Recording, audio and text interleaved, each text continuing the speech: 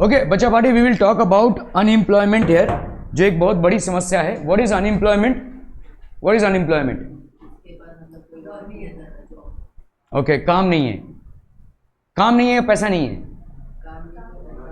काम भी नहीं है, पैसा भी नहीं है. ओके, लेट्स से कोई डॉक्टर है, वो पेशेंट्स को फ्रीली ट्रीट करता है, उसके पास बहुत पैसा है, वो पेशेंट्स को ट्रीटमेंट के लिए पैसा नहीं लेता है. So is he unemployed? Yes he is. According to economics that is unemployment. अगर वो फीस नहीं चार्ज कर रहा है पेशेंट से, ठीक है, और कुछ भी नहीं ले रहा है पेशेंट से, so that is a form of. आप अगर कोई कबाड़ी वाला भी होगा तो इज एम्प्लॉयड, ठीक है, वो एम्प्लॉयड है क्योंकि वो कबाड़ी बेचकर पैसा कमा रहा है, ठीक है. Generation of income through an activity is called employment. And if you are not generating any income irrespective of you getting employed, that is called unemployment, ठीक है. इसको अपन अनएम्प्लॉयमेंट बोलते हैं, ठीक है. Okay, so unemployment. Shakal's mother Sheela looked after the domestic chores children and helped her husband Buta in the field, ठीक है. तो ये शाकाल की जो मदर थी, ठीक है, शाकाल ऑफ कोर्स एक सक्सेसफुल इंसान बना, ठीक है. Mother Sheela looked after the domestic chores children and helped her husband Buta in the field, ठीक है. Okay, Shakal's brother Jeetu and sister Seetu spend their time playing and roaming. Shakal's brother Jeetu and sister they spend their time. Can you call Sheela और जीतू और Seetu unemployed? If not why? क्या ये unemployed हैं? ठीक है, no they are not unemployed. The workforce population includes. तो पहले तो बात है, जो बच्चे हैं उनको हम वर्कफोर्स के पॉपुलेशन में इंक्लूड नहीं करते हैं, तो ये बहुत इंपॉर्टेंट है, इसको लिख लीजिए. वर्कफोर्स का जो पॉपुलेशन है वो कहां से कहां तक है? वर्कफोर्स का जो पॉपुलेशन है वो है आपका 15 ईयर्स से 59 ईयर्स तक. कितनी उम्र है तुम्हारी mister Sawant? How old are you? 14. तो मतलब नेक्स्ट साल से तुमको नौकरी पे लग जाना चाहिए. 15 है ना, तो अगर नेक्स्ट साल तुम नौकरी पे नहीं लगे तुम अनएम्प्लॉयड हो गए, है कि नहीं? ओके, देखो ये 15 हम क्यों पकड़ रहे हैं, क्योंकि आपका 15 से 59 का जो उम्र है, ठीक है, इसको हम एम्प्लॉयमेंट का उम्र मानते हैं, ठीक है. तो 59 ईयर्स तक, 59 के बाद इंसान काम कर सकता है. लीगल एज 18 है, लेकिन क्या सब कुछ लीगली चल रहा है? क्या सब कुछ लीगली चल रहा है? हर चाय की टपरी में आपको जो फटका मारता हुआ बच्चा दिखेगा उसका 15 क्रॉस ही नहीं हुआ है, ठीक है. सो इसीलिए हम उसको 15 और ये सिर्फ इंडिया में नहीं है, वर्ल्ड वाइड है, ठीक है. आप खेती बाड़ी में, अगर समझ लो मैं किसान हूं और मेरा बच्चा भी भाई साहब खेती बाड़ी में काम कर रहा है, तो क्या मेरे को पुलिस अरेस्ट कर सकती है? नहीं भाई साहब. हाँ, अगर मैंने किसी दूसरे के बच्चे को एम्प्लॉयमेंट किया है तब मेरे ऊपर लीगल केस बनता है. लेकिन अगर मेरा ही बच्चा घर के मतलब ऐसे किसान में खेती बाड़ी में हाथ बटा रहा है तो वो तो आपका एम्प्लॉयमेंट हो गया ना, ठीक है. Okay, so Shakal's brother and sister do not fall within this age group, so they can not be unemployed. Okay, Shakal's mother Sheela works for the family. She is not willing to work outside a domestic domain for payment, ठीक है. तो ये family के लिए काम करती है. Domestic domain मतलब खेती बाड़ी, फैमिली, ये सब से छोड़कर वो अलग से पैसा जनरेट नहीं कर रही है, ठीक है. शी इज नॉट, ठीक है. She too can not be called unemployed. इसको अपन अनएम्प्लॉयड नहीं बोल सकते हैं. Unemployment is said to exist when people who are willing to work at the going wages cannot find jobs, ठीक है. जो पगार है उस पे इनको काम करना है. देखो कभी कभी क्या होता है कि भाई मैं टैलेंटेड हूं और मेरे को पगार भी एक जॉब के लिए मिल रहा है, लेकिन मैं उस पगार से खुश नहीं हूं, इसलिए मैं घर बैठा हूं, ठीक है. तो इसको अनएम्प्लॉयमेंट नहीं बोलेंगे. क्या ये समझ में आ रहा है? आपके लिए काम है और उस काम का एक पगार है, आप उस पगार से नाखुश होकर घर पे बैठे हो, तो ये अनएम्प्लॉयमेंट नहीं है. आपके लिए काम ही नहीं है तो ये अनएम्प्लॉयमेंट है. समझ में आ रहा है ये? ठीक है भाई. देखो सब लोगों को जो पगार मिल रही है सब लोग उस पर काम करने के लिए रेडी हैं. आपके नखरे हैं भाई साहब, आप नहीं काम कर रहे हो, ठीक है. तो ये आपका पर्सनल मामला है, ये गवर्नमेंट का प्रॉब्लम नहीं है. आप इसके लिए अनएम्प्लॉयमेंट नहीं बोल सकते. अनएम्प्लॉयमेंट एक स्टिग्मा है, ठीक है. सोसाइटी में एक स्टिग्मा है. जितना ज्यादा अनएम्प्लॉयमेंट होगा उतना ज्यादा भाई साहब क्राइम रेट्स होंगे, उतना ज्यादा सोसाइटी पे बर्डन होगा, ठीक है. इसको लिख लीजिए. Unemployment is said to exist when people who are willing to work, जो लोग काम करना चाहते हैं, ठीक है, at the going wages cannot find jobs, मतलब जो उस टाइम की पगार है वो उनको मिल रही है. जैसे आप देखो, अगर एक बार्बर शॉप में जाते हैं, एक सलून में जाते हैं, तो हेयर कट का आपको दिखता है वो सब लगा रहता है. देखो चार्ट 120 रुपए शायद, ठीक है, दाढ़ी का कुछ ऐसा ऐसा ऐसा लिखा रहता है. तो ये आपका क्या हो गया, एक फिक्स रेट है. आप अगर जेरोक्स कराने जा रहे हैं तो एक फिक्स रेट है प्रिंट आउट का और एक फिक्स रेट है भाई साहब जेरोक्स का, ठीक है, वो एक फिक्स रेट है, ठीक है। इसी तरह से अलग अलग जॉब्स के भी फिक्स रेट होते हैं, ठीक है। सो अगर वो फिक्स्ड वेज या उस पर आप काम करने को राजी नहीं है तो उसको अनएम्प्लॉयमेंट नहीं बोलेंगे। जॉब है, पगार है, लेकिन आप काम करने को राजी नहीं है तो उसको हम अनएम्प्लॉयमेंट नहीं बोलेंगे, we will not call it as unemployment, ठीक है। So what is unemployment?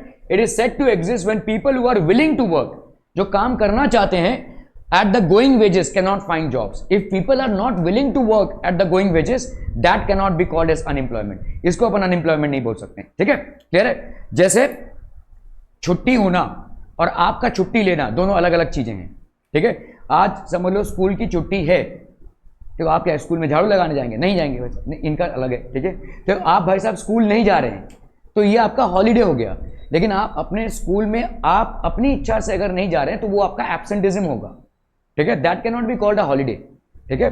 तो आपके स्कूल का हॉलीडे लिस्ट निकलता है, इसके सिवा आप बाहर जा रहे हैं या बीमार हैं या किसी कारण आप स्कूल नहीं जा रहे हैं, so that's your personal absenteeism, that's not a holiday declared by school, ठीक है। इसी तरह से जो आपका पगार है उस पर अगर आप नहीं काम करना चाहते हैं, जो आपकी इंडस्ट्री का पगार है उस पर अगर आप नहीं काम करना चाहिए, आपका मर्जी, आपकी मर्जी है भाई साहब, ठीक है, that can not be called as unemployment, ठीक है, okay. So in case of India we have unemployment in the rural and urban areas. Unemployment दो जगहों पे है, रूरल पे मतलब गांव खेड़े में और अर्बन एरियाज में। रूरल एरियाज में आपका होता है देखो seasonal unemployment and disguised unemployment. Now what is seasonal unemployment? क्यों सीजन वाइज रहेगा? तो हाँ,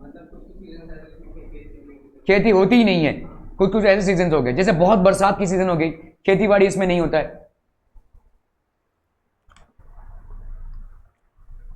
तो आपके अलग अलग जगहों पे राबी और खारिफ क्रॉप्स, मॉनसून क्रॉप्स, ये अलग अलग क्रॉप्स होते हैं, ठीक है। तो जहां पे राबी क्रॉप्स होते हैं वहां पे खारिफ क्रॉप्स नहीं उगाए जाते, जहां पे खारिफ क्रॉप्स होते हैं वहां पे राबी क्रॉप्स नहीं उगाए जाते हैं, ये अलग अलग चीजें हैं, ठीक है। सो जब आपका, जैसे आपने देखो जब खेती बाड़ी होती है, जब इनिशियल खेत को तैयार करना है, फसल उगानी है, इसमें आपका भाई साहब काम लगता है। उसके बाद एक बार फसल तैयार होने लगी तब काम नहीं है आपका, बहुत कम ही काम रहता है। फिर हार्वेस्टिंग के टाइम पे फसल की कटाई पे भी बहुत ज़्यादा काम रहता है, एक बार वो भी हो गया तब भी काम नहीं रहता है। तो इसको अपन बोलते हैं सीजनल अनएम्प्लॉयमेंट, ठीक है। डिस्गाइज अनएम्प्लॉयमेंट क्या होता है? अभी हमारे सावंत साहब के 8 बच्चे हैं, ठीक है, इन्होंने शादी की और 8 बच्चे पैदा किए, ठीक है। सो 8 बच्चे, अभी सावंत साहब भाई साहब और उनका एक बेटा जब एक खेत में काम कर रहे थे तो इस खेत का प्रोडक्शन था 1000 kg ऑफ अनाज, कोई भी अनाज है, ठीक है। अभी सावंत साहब प्लस उनके 10 बच्चे मिलकर इसी खेत में काम कर रहे हैं और इसका प्रोडक्शन कितना हुआ भाई साहब? 1000.5 kg, ठीक है। तो 10 लोगों के अनएम्प्लॉयमेंट से हार्डली कोई इंक्रीमेंट हुआ है, ठीक है, हार्डली कोई इंक्रीमेंट हुआ है। इसको हम क्या बोलेंगे कि भाई साहब 10 लोग इनके साथ काम तो कर रहे हैं लेकिन प्रोडक्टिविटी कुछ नहीं हो रहा है, समझ में आ रहा है? प्रोडक्टिविटी में कोई इंक्रीज नहीं है। पहले 1 क्विंटल अनाज होता था, अभी 1.5 हो रहा है, उससे कुछ बढ़ोतरी स्पेसिफिक नहीं हुई है, ठीक है। तो ये जो 10 लोग हैं या लेट से 9 लोग हैं, 10 बच्चे हैं, तो एक बच्चा पहले काम कर रहा था उनके साथ, इतना जनरेट कर रहा था, 9 बच्चे काम करे तो इतना जनरेट कर रहे हैं। तो this is called disguised unemployment. कहने को तो इनके पास काम है लेकिन उस काम का कोई प्रोडक्टिविटी नहीं है, ठीक है, उस काम का कोई भी प्रोडक्टिविटी नहीं है, अनप्रोडक्टिव वर्क है ये, ठीक है। तो उसको अपन बोलेंगे डिस्गाइज अनएम्प्लॉयमेंट, ठीक है, this is called as disguise unemployment, okay. यही 9 बच्चे अगर कहीं बाहर जाकर काम करें और पैसा इकट्ठा करें तो फैमिली में पैसा आएगा, ठीक है, ओके। अर्बन एरियाज में किस तरीके का अनएम्प्लॉयमेंट होता है? देखो एडुकेटेड अनएम्प्लॉयमेंट, ठीक है। अर्बन एरियाज में आप एडुकेटेड हैं, शिक्षित हैं, हर एक शिक्षित इंसान को काम नहीं मिलता है उसके शिक्षा के हिसाब से। और टेक्निकल अनएम्प्लॉयमेंट, ठीक है, टेक्निकली आप चीजों को नहीं जानते हैं, उसके लिए आपका टेक्निकल अनएम्प्लॉयमेंट है, ठीक है। एडुकेटेड अनएम्प्लॉयमेंट कभी कभी कैसा होता है? देखो मतलब आपने शिक्षा किसी और में प्राप्त की है, आपको जॉब कहीं और मिल रहा है। टेक्निकल एम्प्लॉयमेंट, आप टेक्निकली उतने इक्विप नहीं है, कंप्यूटर नहीं चलाना आता है, मशीन्स नहीं चलाने आते हैं, ये सब आपका टेक्निकल नॉलेज नहीं है आपको, ठीक है। सीजनल अनएम्प्लॉयमेंट, अभी seasonal employment, there are certain busy seasons when sowing, harvesting, weeding, threshing is done. तो ये बिजी सीजन्स हैं, सोइंग हो रहा है, इसमें बहुत लोगों की जरूरत पड़ती है, ठीक है। वीडिंग मतलब भाई साहब घास फूस निकालना, इसमें बहुत लोगों की जरूरत पड़ती है। हार्वेस्टिंग, जब आप फसल को काटते हैं, इसमें भी बहुत लोगों की जरूरत पड़ती है। थ्रेशिंग मतलब फसल को पीटा जाता है, ठीक है, धान को सेपरेट करने के लिए, इसमें बहुत लोगों की जरूरत पड़ती है, ठीक है। So there are certain busy seasons when sowing, harvesting, weeding and threshing is done, and this is basically, so seasonal unemployment happens when people are not able to find jobs during some months of the year. तो कुछ महीनों में people jobs नहीं find कर सकते हैं, तो this is basically called seasonal employment. तब आप क्या करेंगे भाई साहब, गांव खेड़े में बैठकर ताश खेलते हैं, ठीक है, या जो भी है टाइम पास ही करना है. People depend upon agriculture usually failed such kind of problem. Disguised unemployment भाई साहब क्या है? Disguised unemployment arises when more than the required number of people have been engaged in the cultivation of the same agricultural plot. तो भाई साहब हद से ज्यादा लोग हैं, ठीक है, चाहे वो आपने हायर किए हो या चाहे वो अपने खुद के घर के लोग हो, ठीक है, तो इसको अपन बोलते हैं disguise unemployment.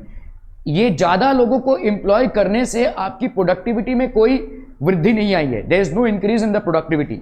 So this can be called that the extra amount of people that you have employed is not generating the extra amount of productivity that you require. So might as well employ these people somewhere else. इसको अपन क्या बोलेंगे? Disguised unemployment, ठीक है. 10 people work in this plot of land and produce 40 quintals of rice, ठीक है, okay. अभी if 4 people are removed, the productivity of the field does not decline. अगर 4 लोगों को इसमें निकाल देते हैं तो भी 40 क्विंटल ऑफ राइस प्रोड्यूस हो रहा है, ठीक है. That means that only 6 people work in this plot of land, they produce 40 quintals of rice. अगर 6 लोग भी काम करेंगे तो 40 क्विंटल्स ऑफ राइस प्रोड्यूस हो जाएगा. The 4 extra people are disguisedly unemployed. Disguisedly unemployed. Disguise मतलब होता है बेस बदलना, ठीक है, रूप बदलना, ठीक है. तो नाटक वगैरह में आप रूप बदलते हैं, ठीक है, किरदार को निभाने के लिए. इंसान कुछ और है, दिखा कुछ और है. तो ऐसे यहां पे दिखाने को तो 10 लोग हैं लेकिन जरूरत 6 लोगों की ही है, इसीलिए हम इसको क्या बोल रहे हैं? Disguise unemployment. दिखाने को तो काम ये 4 लोग भी कर रहे हैं लेकिन एक्चुअली में इन 4 लोगों की जरूरत नहीं है. That is called disguise unemployment, ठीक है, okay. So they appear to be employed. ऐसा आभास होता है कि ये एम्प्लॉयड है लेकिन एक्चुअली में एम्प्लॉयमेंट नहीं है. अगर एक्टर कोई दाढ़ी उड़ी लगा के भाई साहब कोई और बन गया तो वो दिखा रहा है कि let's say he is playing the part of let's say Maharaja Chhatrapati Shivaji, but he is not Chhatrapati Shivaji Maharaj, ठीक है. So is playing the part of Chhatrapati Shivaji Maharaj. Clear है भाई साहब? Okay. So the whole family contributes in the field even though not everybody is really needed. So there is disguised unemployment in the agricultural sector. But all the family members also have a share in what has been produced. This concept of sharing work in the field and the produce raised reduces the hardship of unemployment in the rural sector. But this does not reduce the poverty of the family. तो hardship reduce करता है. हाँ, मेहनत ज्यादा होगी, अगर 4 लोग आएंगे तो मेहनत कम होगी लेकिन प्रोडक्टिविटी में कोई इंप्रूवमेंट नहीं होगा, गरीबी नहीं जाएगी, गरीबी वही की वही रहेगी, ठीक है. समझ में आ रहा है? ये अनाज वही का वही प्रोड्यूस हो रहा है. Gradually surplus labour from every household tends to migrate from the village in search of jobs. तो जो सरप्लस लेबर होता है, जो एक्स्ट्रा लेबर होता है, they tend to migrate to other places in search of jobs, ठीक है, to other places in search of jobs, ठीक है. तो इसको अपन बोलते हैं डिस्गाइज अनएम्प्लॉयमेंट. अभी हम आते हैं educated unemployment. Educated unemployment, I am a post graduate without a job in the last since 2 years. In case of urban areas, educated unemployment has become a common phenomena. ये भाई साहब एक common phenomena हो गया है, ठीक है. Many youth and with matriculation, graduation and post graduation degrees are not able to find a job. इनको भाई साहब जॉब नहीं मिल रहा है, ठीक है. काफी सारे ऐसे लोग हैं. A study showed that unemployment of graduate and post graduate has increased faster than among matriculates. Matriculates मतलब जो 10th पास है, और graduates और post graduates मतलब जिन्होंने पूरा ग्रेजुएशन किया हुआ है, ठीक है. तो a study showed that unemployment of graduate and post graduate has increased faster than among matriculates. matriculate से ज्यादा इनमें भाई साहब आपका क्या है? अनएम्प्लॉयमेंट है, ग्रेजुएट और पोस्ट ग्रेजुएट में, ठीक है. क्लियर है? Why has this happened? क्यों ये हुआ रहेगा, बता सकते हैं? क्यों ये हुआ रहेगा? नहीं ना ना ना. 10th पास करने के बाद जो अनएम्प्लॉयमेंट है और आपका ग्रेजुएशन या पोस्ट ग्रेजुएशन के बाद जो अनएम्प्लॉयमेंट है, इसमें बहुत ज़्यादा फर्क है.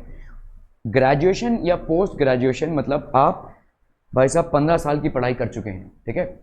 10th के बाद अगर आप 10th पास हैं तो क्या आप कोई भी काम कर लेंगे?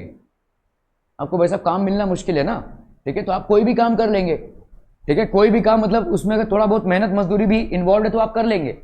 लेकिन अगर आप एक बार ग्रेजुएट हो गए या पोस्ट ग्रेजुएट हो गए तो आप कोई भी काम ऐसा नहीं करेंगे, है ना। आपको भाई साहब ऑफिस वाला बैठा बिठाया जॉब चाहिए तब, समझ में आ रहा है ये।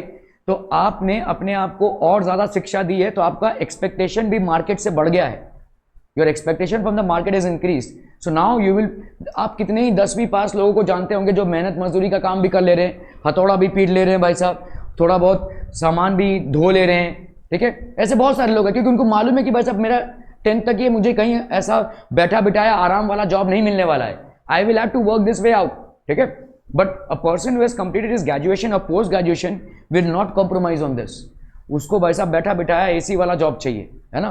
तो इसीलिए इसमें अनएम्प्लॉयमेंट ज़्यादा है। वो कोई ऐसा ही ऐरा गहरा नत्थु खैरा वाला काम नहीं करेगा, ठीक है। उसको सिलेक्टिव जॉब चाहिए, ठीक है, because his expectation from the market is increase due to his more upgradation in education, ठीक है।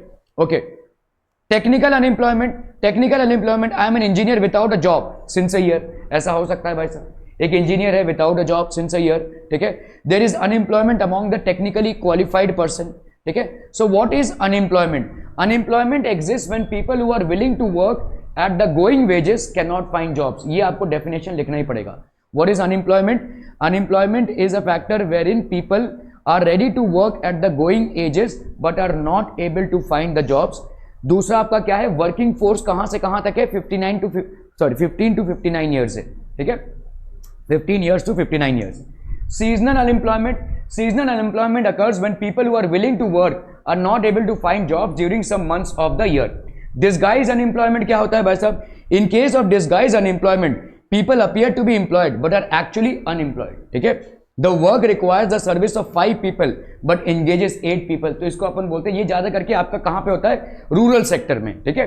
रूरल सेक्टर में आपका होता है disguised unemployment, wherein more people are involved in the job, however there is no extra productivity which happens due to their employment. समझ में आ रहा है? More people are employed there but no extra productivity happens due to their employment. In case of disguised unemployment, people appear to be employed but are actually unemployed. The work requires the service of 5 people but engages 8 people. 3 people are extra. These are disguisedly unemployed. ये आपका भाई साहब disguisedly unemployed है। Educated unemployment occurs when persons with matriculation, graduation and post-graduation degrees are not able to find jobs suiting their education. Consequently, they may work at a lower level job which is called underemployment. तो इसको अपन भाई साहब underemployment बोलते हैं। They actually compromise on a lesser required job, ठीक है, मतलब lesser required qualification, ठीक है। Effects of unemployment. Unemployment leads to wastage of manpower resource, ठीक है। तो manpower resource का wastage होता है। People who are an asset for the economy turn into a liability. जो लोग भाई साहब इकोनॉमी के लिए एसेट होते हैं वो भाई साहब क्या बन जाते हैं? लाइबिलिटी बन जाते हैं, ठीक है। मतलब जिनसे हम काम करवा सकते हैं वो लाइबिलिटी बन जाते हैं। There is a feeling of hopelessness and despair among the youth. यार जॉब नहीं मिल रहा है, जॉब मिल भी रहा है तो मनपसंद नहीं मिल रहा है, ठीक है। आप मैं कितने ही ऐसे इंजीनियर्स को जानता हूं जो बेसिकली मार्केटिंग का जॉब कर रहे हैं, सेल्स का जॉब कर रहे हैं, ठीक है। They are actually into sales and marketing which has got almost nothing to do with engineering. तो करना पड़ता है भाई साहब, क्या करें, ठीक है। सो there is a feeling of hopelessness and despair among the youth. People do not have enough money to support their family, obviously unemployment के वजह से। Inability of educated people who are willing to work to find gainful employment implies a great social waste, ठीक है। gainful employment आपका भाई साहब social waste है ना। इतना भाई साहब पढ़ लिख कर, इतने अपने आप को क्वालिफाई करके अगर प्रॉपर जॉब नहीं मिले तो वो अपने फैमिली के लिए इनकम नहीं जनरेट कर पा रहा है। सो ही हैज बिकम मोर और लेस अ वेस्ट, ठीक है। ऐसे तमाम लोगों को अगर आप ऐड करते जाएंगे so it will be a huge social waste. Are we clear, ठीक है, okay. Unemployment tends to increase economic overload. Economy में भाई साहब प्रेशर बढ़ता है, इकोनॉमिक ओवरलोड भाई साहब ये इकोनॉमी में प्रेशर बढ़ेगा। The dependence of the unemployed on the working population increases, ठीक है। अनएम्प्लॉयड का भाई साहब वर्किंग पॉपुलेशन पे डिपेंडेंस बढ़ जाता है। I am the only one employed in this family, all the others depend upon me. The quality of life of an individual as well of society is adversely affected, ठीक है। तो आपका भाई साहब quality of life of an individual as well that of a society is adversely affected. बहुत ज्यादा effect आ जाता है, ठीक है, क्वालिटी ऑफ लाइफ पे। When a family has to live on bare subsistence, मतलब कुछ कैसा भी करके गुजारा कर लो, गुजारा करने की बात हो रही है, ठीक है। मतलब लग्जरी नहीं है, गुजारा करने की बात है। सर के ऊपर एक छत हो और भाई साहब खाना हो टेबल पे, ये काफी हो गया हमारे लिए। तो इसको अपन क्या बोलते हैं, when a family has to live on a bare subsistence level there is a general decline in its health status. तो ऑब्वियसली बात होगी, हेल्थ में इंपैक्ट आएगा, लोग टेंशन में होंगे, कल को क्या खाएंगे, ठीक है। ऑब्वियसली उनका सैनिटेशन, उनका जो है जहाँ पे वो रहते हैं वो उतना प्रॉपर नहीं होगा, तो इससे डिजीजेस ज़्यादा होंगे। And rising withdrawal from the social system, तो सोशल सिस्टम से राइजिंग विड्रॉल होगा। क्यों? सोशल सिस्टम में वो एडजस्ट नहीं हो पाएंगे, ठीक है। They will not be able to adjust themselves in the social system, ठीक है। Are we clear on this one people? तो ये सारी चीज़ें होंगी। सोशल सिस्टम मतलब कैसा है, देखो यहाँ पे जैसे कामोटे में मैं बता रहा हूँ आपका, अगर आप कहीं पे रेंट पे घर ले रहे हो तो एक पर्टिकुलर अमाउंट आपको देना पड़ेगा, है ना। अगर वो आप नहीं दे पा रहे हो तो आपको कहाँ एडजस्ट करना पड़ेगा, झुगड़ी झोपड़पट्टियों में अपने आप को एडजस्ट करना पड़ेगा। So are you into the mainstream? No, ठीक है। You have to adjust yourself in you know huts which do not have that much of payment as rent, ठीक है। subsistence level, a standard of living that provides only the bare necessities of life, ये लिख लीजिए भाई साहब। subsistence level किसको बोलते हैं? subsistence level is a standard of living or wage, subsistence level is a standard of living or wage that provides only the bare necessities of life।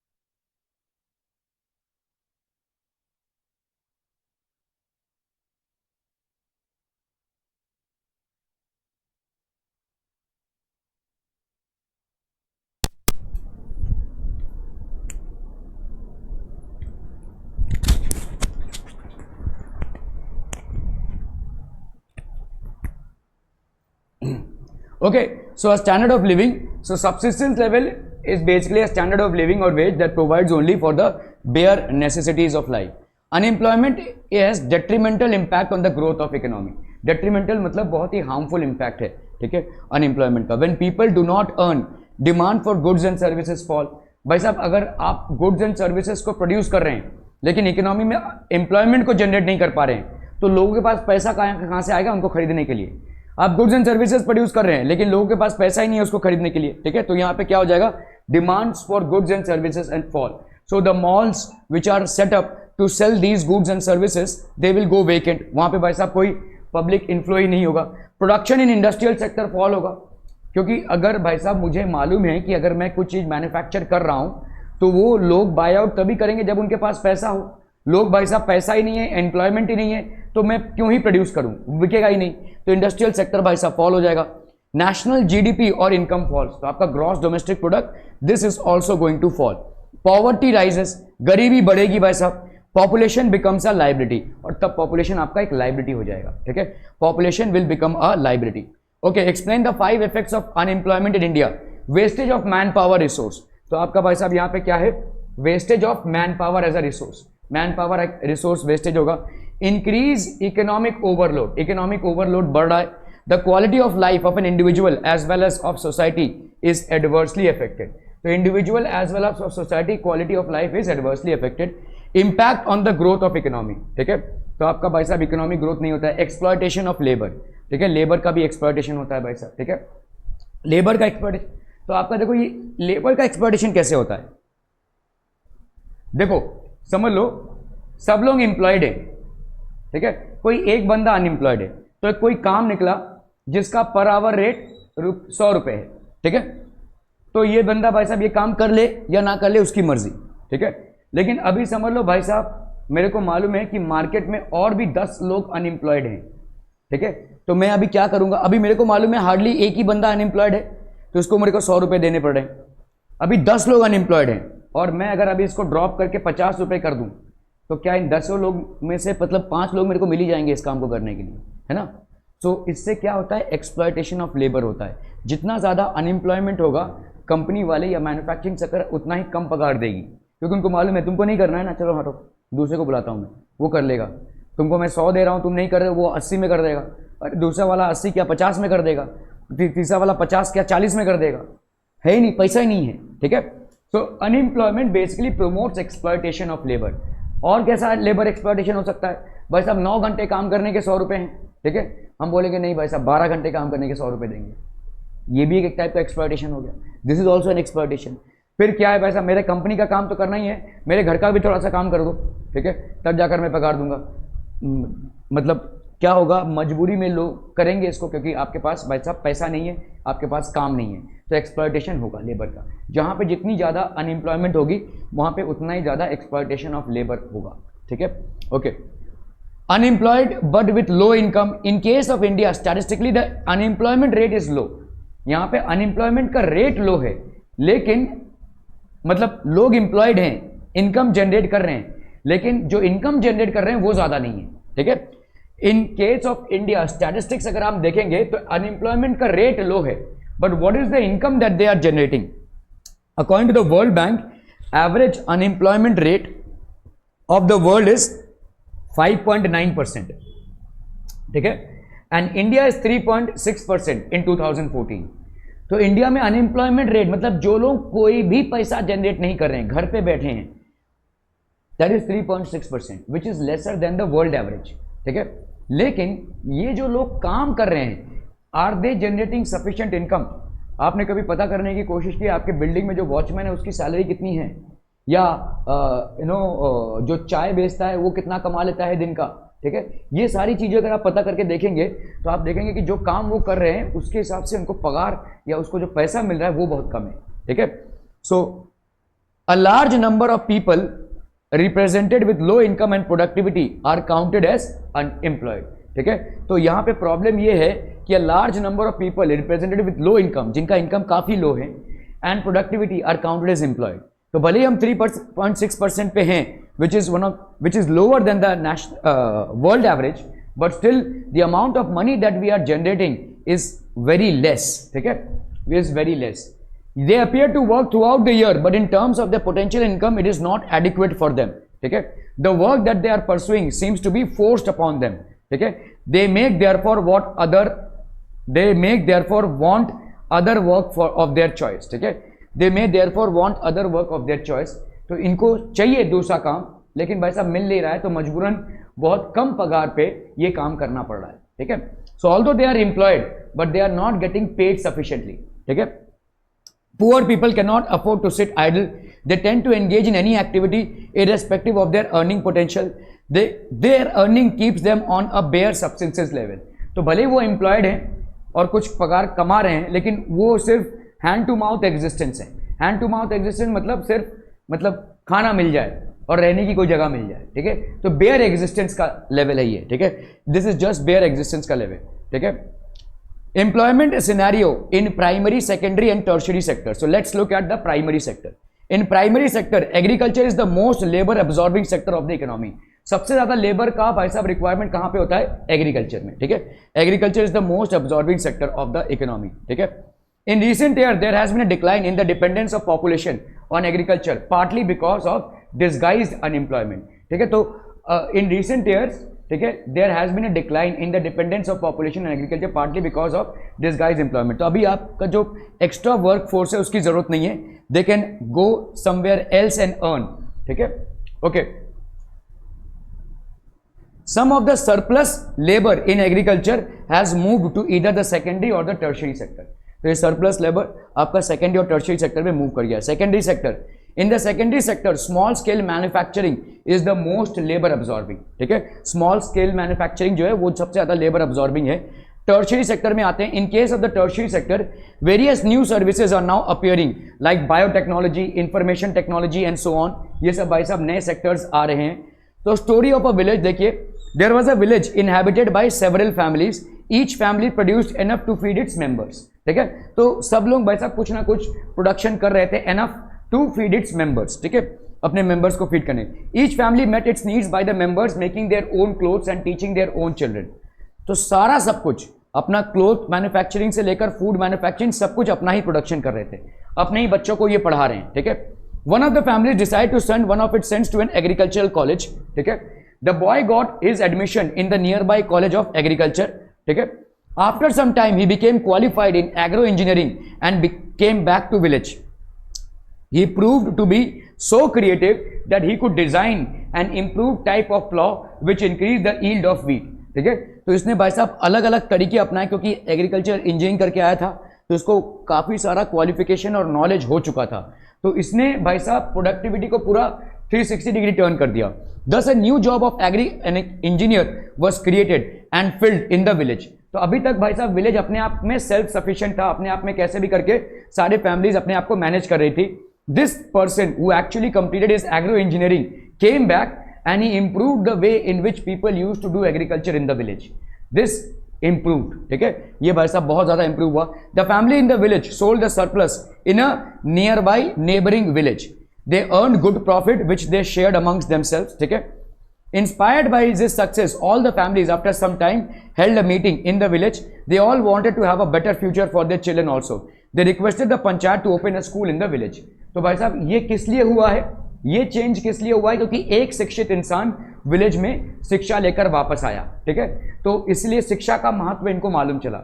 So then in the village panchayat meeting, they all requested to open up a school so that all can get their children educated. To open up a school in the village, they assured the panchayat that they would all send their children to school. ठीक है. तो आपका भाई साहब school खुल गया. The panchayat with the help of government opened a school. A teacher was recruited from a nearby town. All the children of this village started going to school. After some time, one of the families gave training to his daughter in tailoring. She started stitching clothes for all the families of the village. For everyone now wanted to buy and wear tailored clothes. तो भाई साहब tailored clothes सब लोग पहनने लगे. Thus another new job that a tailor was created. तो ये सब भाई साहब create हो रहा है धीरे धीरे job. This has another positive effect. The time of the farmers is going far for buying clothes was saved. तो बाहर जाना या बाहर जाकर कपड़े लेकर आना ये सब आपका सेव होने लगा ये time. As the farmers spend more time in the field, the yield of the farms went up. तो मार्केट में जाकर कपड़े लेकर आने से बच्चा गांव में ही हो रहा है, तो ईल्ड जितना भी टाइम वो फार्मिंग में दे रहे थे वो इंक्रीज होने लगा. This was the beginning of prosperity, ठीक है. The farmers had more than they could consume. तो उनके पास बच्चा जो प्रोडक्शन हो रहा था, जो अनाज प्रोड्यूस हो रहा था, this was more than they can consume. जितना ज्यादा सरप्लस अनाज प्रोड्यूस होगा उतना ज्यादा प्रॉफिट होगा. इसके पहले क्या हो रहा था, जितना प्रोड्यूस कर रहे हैं उतना कंज्यूम कर रहे हैं, अभी सरप्लस हो रहा है, ठीक है. तो सरप्लस को क्या करेंगे, बेचेंगे, बेचेंगे तो पैसा आएगा, ठीक है. So this is how it started. Now they could sell what they produced to others who came to their village markets. Over time, this village, which formerly had no job opportunities in the beginning, had many like teacher, tailor, agro engineer and many more. तो इस तरह से भाई साहब teacher, Taylor, agro engineer, ये ऐसे बहुत सारे जॉब्स क्रिएट होते गए, और जैसे जैसे जॉब्स क्रिएट होते गए वैसे वैसे विलेज का डेवलपमेंट होता गया. ठीक है. This was the story of a simple village where the rising level of human capital enabled it to evolve into a place rich with complex and modern economic activities. तो ये village तरक्की करने लगा. ठीक है. फार्मिंग में भी और दूसरी चीजों में भी, दूसरे कॉम्प्लेक्स एक्टिविटीज में भी तरक्की होने लगी. ठीक है. So there was substantial increase. Okay. So population is known as human resource because they contribute to the dash of the country. Destruction, non growth, growth और defence. Growth. Population becomes human capital when there is dash in the form of health, education and skill. Investment. More educated and healthier people gain through higher investment, capital, incomes, savings. Income की investment. More educated and healthier people gain through higher incomes. ना भाई साहब, इनका देखो family का income बढ़ेगा ना, जितना आपका एजुकेशन और हेल्थ का स्ट्रक्चर, इंफ्रास्ट्रक्चर बढ़ेगा तो इनकम बढ़ेगा. When the existing human resource is further developed by becoming more educated and healthy, it is called human capital enhancement, human capital formation, human capital degradation, human capital education. Human capital formation. Okay. So growth, investment, incomes and human capital formation. To be an asset means to be useless, unhealthy, useful, educated. Useful.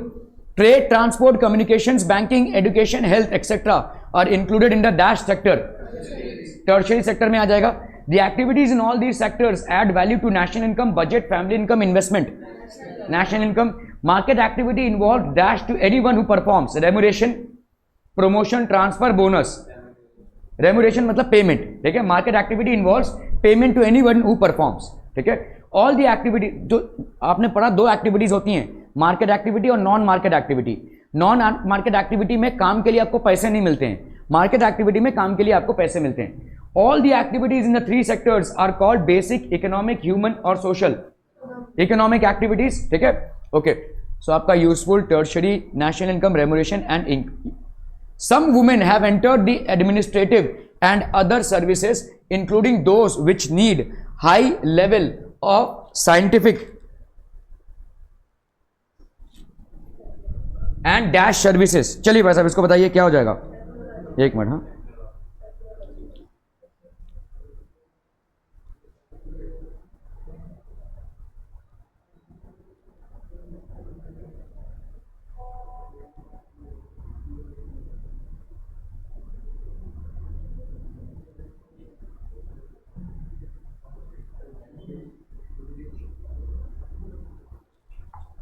ठीक है. Some women have entered the administrative and other services, including those which need high level of scientific and dash services. Technological. The son proved to be so creative that he could design an improved type of plow, tractor, PVC pipes, plow. ये जो सीख कर आया agro engineering. Tourism comes under dash sector. Okay. When people do not earn, the national GDP falls. ठीक है. A study shows that employment of graduates and postgraduates has increased faster than among, ठीक है, आपका matriculates. Employment among technically qualified person is called unemployment. Among technically qualified person is called educated unemployment. हाँ sorry, technical unemployment होगा. ठीक है. Okay. ये सब आपके भाई साहब पेपर कटिंग्स हैं which basically show how this has impacted. So this basically completes the chapter of people as a resource. Any questions that you have, people? Any questions? No questions? एक minute.